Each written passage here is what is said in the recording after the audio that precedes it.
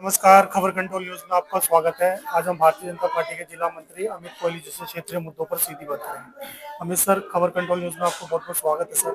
सबसे पहले हमारे दर्शकों को बताएं, बिहार चुनाव में जो ऐतिहासिक जीत मिली है एनडीए को, इसका श्रेय मोदी जी को तो जाता ही जाता है, और किसको देना चाहेंगे? इसका श्रेय जो बिहार की जनता है उसको जाता है, क्योंकि उन्होंने मोदी जी पर विश्वास जताया। जो नीतीश जी की पिछली सरकारों ने काम किया और पिछले सरकारों ने जो जंगल राज था, जो जंगल राज लालू प्रसाद यादव के राज में था और अन्य जो पार्टियां थी उनके साथ में जो मिली हुई पार्टियां थी, चाहे वो कांग्रेस हो चाहे कोई सी भी हो, तो उन्होंने पूरा जंगल राज मचाया हुआ था।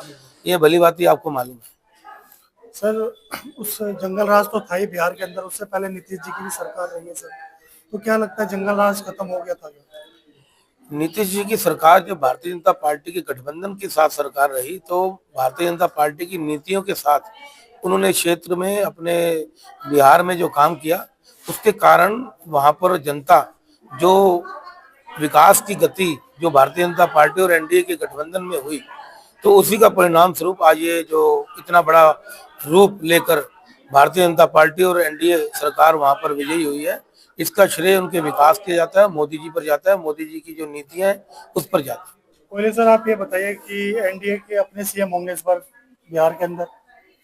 देखो, एनडीए गठबंधन जब हुआ है तो उसमें सीएम चाहे बीजेपी का हो चाहे दूसरी पार्टी का नीतीश जी का हो, उसमें कोई भी हमारे को संशय नहीं है।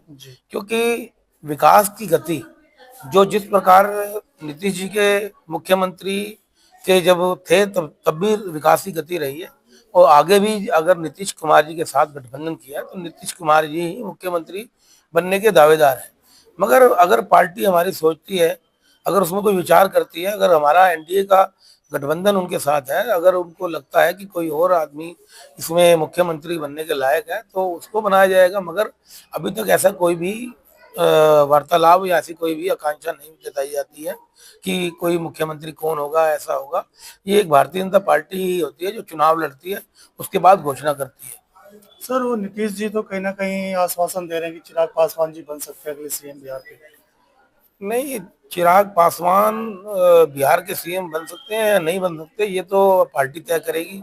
ये हम जो राष्ट्रीय मुद्दे हैं उनको पता है।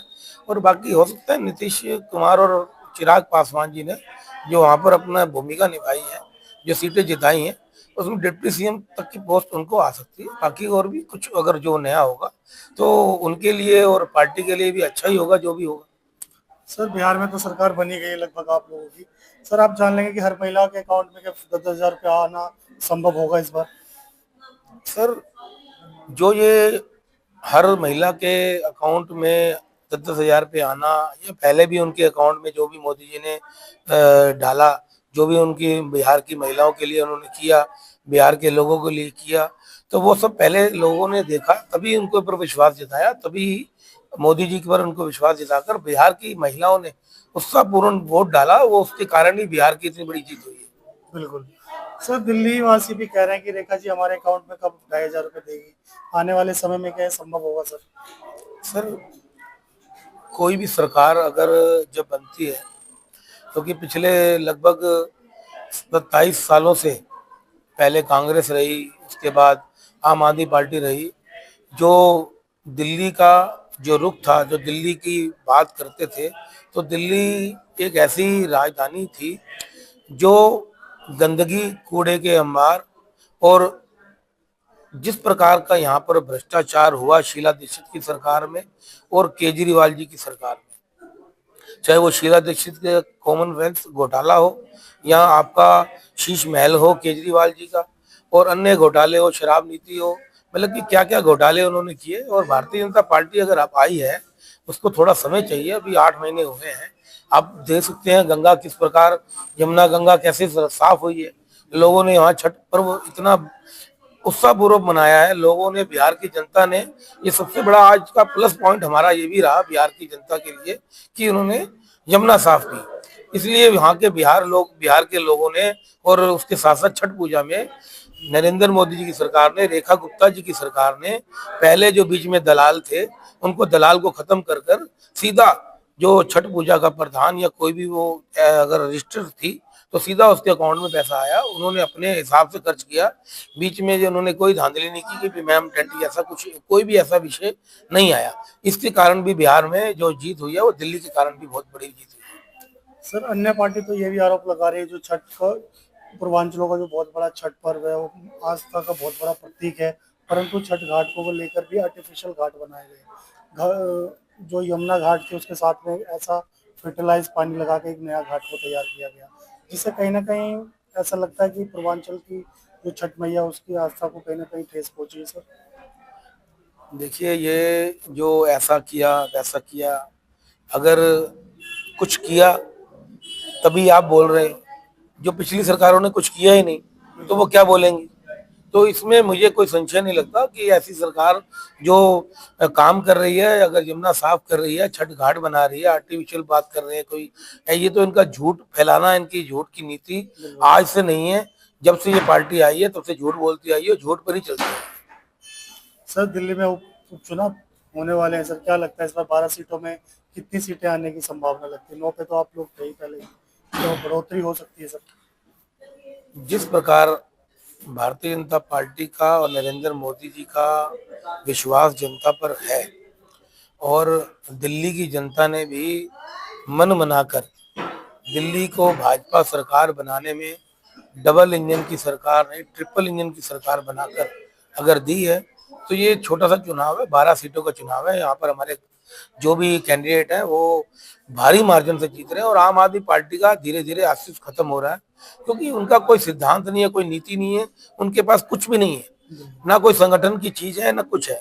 तो उन्होंने सिर्फ अपना सत्ता के लालच में, आज जिस प्रकार दिल्ली से सत्ता हटी तो पंजाब जाकर बैठ गए। अब पंजाब में, पंजाब के जो सरकारी पैसा है, पंजाब की जो वहाँ का जो रेवेन्यू है, उसके पैसे से वो है वहाँ पर वो ऐश कर रहे हैं, बड़े बड़े बंगले ले लिए वहाँ पर। अरे भाई, तुम साधारण आदमी नीली गाड़ी में आए थे, एक नीली कमीज पहन के आए थे, चप्पल पहन के आए थे, अरे आपको ऐसा क्या आराम, ऐशो आराम की जरूरत पड़ गई कि आपको वो लालसा ही खत्म नहीं हो रही। अब आपको शीश महल ही नजर आता है, और आपको वहां पर पंजाब जाकर रहते ना दिल्ली में, आप दिल्ली के मुख्यमंत्री रहे हैं, दिल्ली की सेवा करते, दिल्ली में छोड़ के आप फिर पंजाब भाग गए। तो ये मुझे नहीं लगता कि इस पार्टी का कोई भी माई बाप है, ये पार्टी धीरे धीरे खत्म हो रही है। बहुत अच्छी बात बताई सर आपने। सर भविष्य में पार्टी आपको क्षेत्र का प्रतिनिधित्व करने का मौका दे तो आप करेंगे अपने वार्ड से? प्रतिनिधित्व का मौका देना ना देना ये शीर्ष नेतृत्व का काम है।